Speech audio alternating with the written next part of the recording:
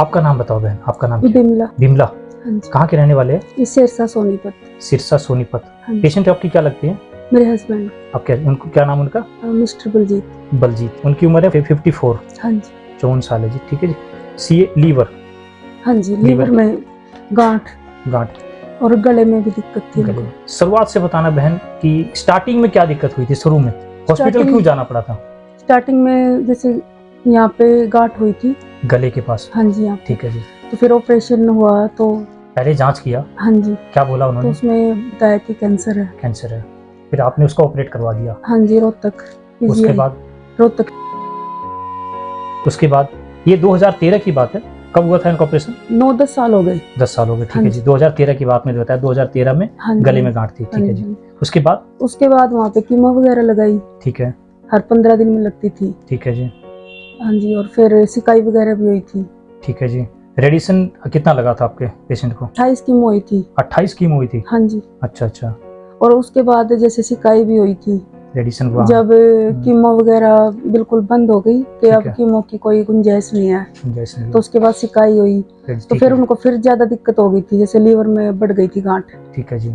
गले से अंदर की तरफ, अंदर से बढ़ता बढ़ता वो लीवर तक चला हाँ गया। जी। जब जांच किया तो आपके बोला कि अब लीवर में भी चला गया। हाँ जी। तो वहाँ पे फिर उन्होंने जो कैंसर का स्पेशलिस्ट है उनको दिखाओ, तो हम बाढ़ सा गए।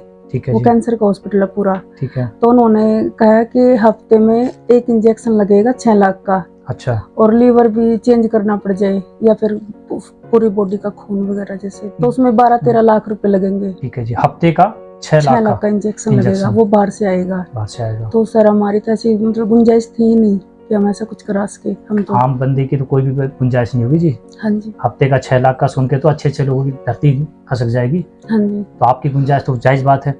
तो उस समय आदमी लगता है कि अब तो मौत ही है। अब तो बस सर ये हो गया था कि बस हाथ धो लिए बस। तो अब तो हाँ जी, अब कुछ नहीं बचेगा।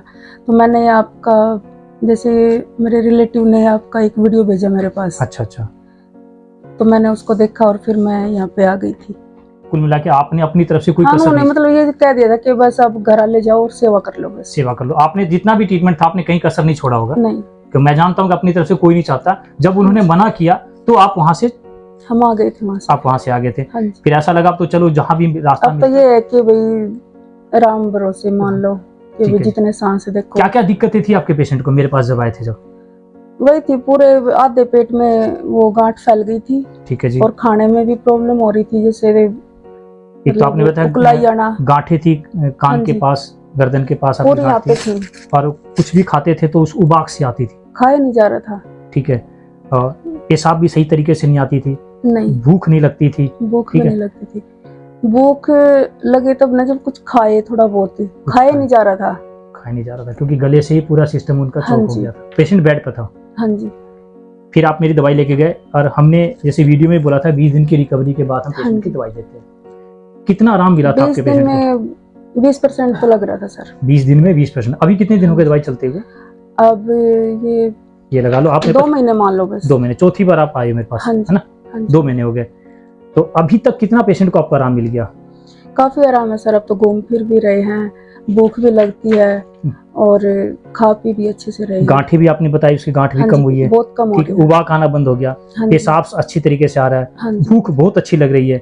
अब तो खुद अपना काम खुद कर लेते हैं। मतलब जो उस समय पेशेंट को लगता था कि आप एक सहारा उनके, दूध वगैरह निकाल लेते हैं अब इमरजेंसी में।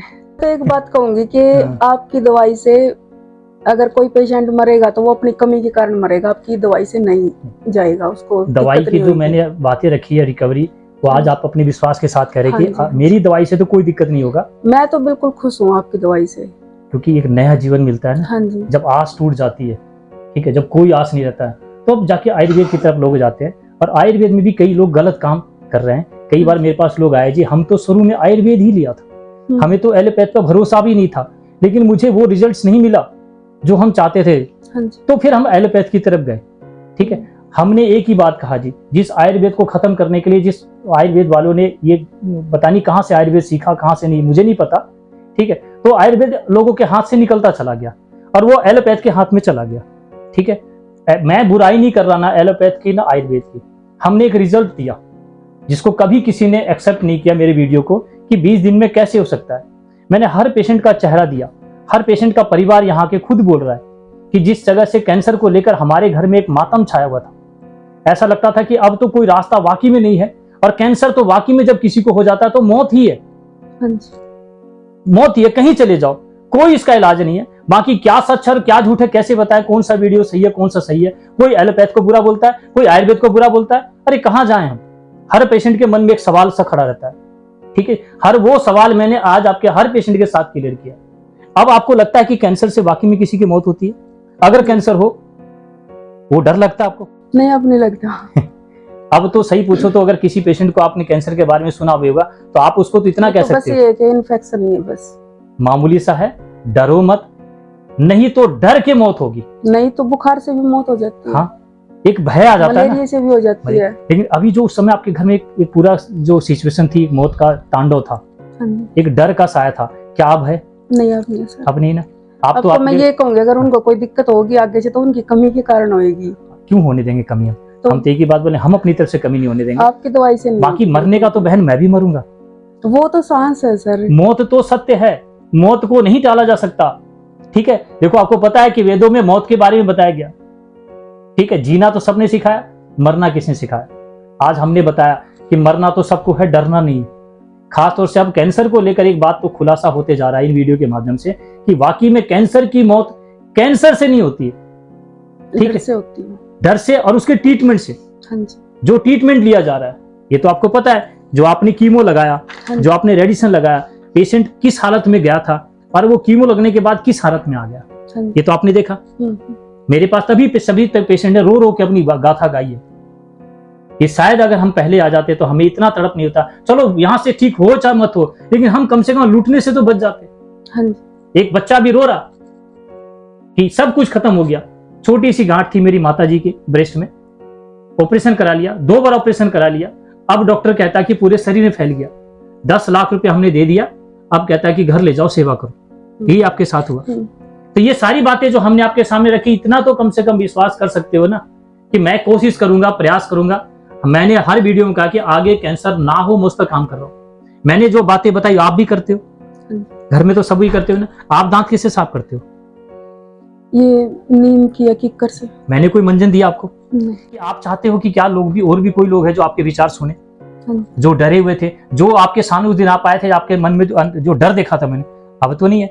आप यही पेशेंट को को समझा रही हो, या इन्होंने यही कहा आप लोगों को? उस दिन जाते जाते बहुत अजीब सा हो रहा था कि क्या होगा, ठीक है, जो जीवन था, ठीक है। आज तो मैं तो एक बात कहूंगा बहन कि आज जो वो सत्यवान सावित्री वाली बात मैंने एक वीडियो में और कही है कि प्राण तो आपने बचाया, मेहनत तो आपने करी है, गौमूत्र आज रोज सुबह उठ के आप लेके आते हो, आपने प्राण बचाया।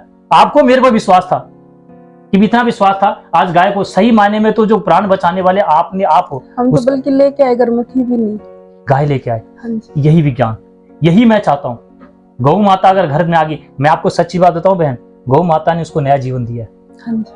ये सच्चाई है कि घर में किसी तरह के भी, आपके घर में किसी तरह के नेगेटिव एनर्जी, और ये भी नहीं कि दूध ज्यादा देती है, ये 3-4 किलो दोनों टाइम का। अगर ना दे तो निकाल दोगे? नहीं, मतलब एक तो भी दूध के मारे लेके आओ जो, हाँ, कि भी हाँ दूध चाहिए, हाँ, लेकिन हमारे को तो गौमूत्र चाहिए था। गौमूत्र चाहिए, आप तो दूध के लिए लेके नहीं आए, हम तो गौमूत्र के लिए लेके आए थे, है ना। यही बातें मैंने लोगों के सामने रखी। अब गाय को दूध के लिए नहीं जानी जाएगी, क्योंकि रोज रोज मेरे से मांगा नहीं जाएगा। हाँ, कौन देगा बहन? क्यों? 2 दिन दे देंगे, 3 दिन दे देंगे। रोज सुबह सुबह आप 4 बजे घर पे चले जाओगे, कौन उठेगा देने के लिए? ठीक है, घर में जगह है तो लेके आओ, क्योंकि आज एक MBBS डॉक्टर का खर्चा वहन कर लो या फिर एक गाय का कर लो, मानते हो ना? आप देख लो कौन सा सस्ता पड़ रहा है। सस्ता गाय का ही है, गाय का ही है। गोबर फ्री में मिल रहा है, गौमूत्र फ्री में मिल रहा है।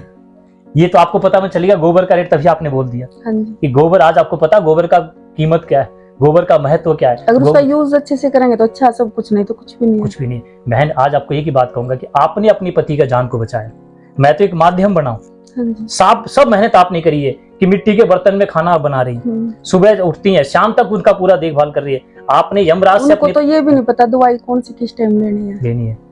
ठीक, ये सारी बातें रही। आपने अपने पति के जान को आपने यमराज से बचाया, ठीक है, और साथ में आपने गौ माता का साथ ले लिया। यही बातें हैं, यही मैंने लोगों को बताया है कि गाय ही एक मूल है। कैंसर से बचना है तो गाय का सानिध्य कर लो, तो शायद बच भी पाओगे। मौत तो सत्य है, आप ये मत समझना कि आपने देखो गाय। सांस तो सर जो अपने कर्म के हैं वो तो उतने ही रहेंगे, कम से कम इस दुख तकलीफ से तो बच जाएंगे ना। हाँ, ये जो तकलीफ थी आपके पति को, हाँ जी। जो तकलीफ से आपने बचाया, 2 महीने के अंदर आपने अपने पेशेंट को कितने % ठीक कर लिया? आधा। 50% आपने रिकवरी ले लिया। हाँ जी। इतना है 2 महीने की बता रहा हूँ। 20 दिन में तो आपने लगा लो 20% तो 20 दिन में कर लिया होगा।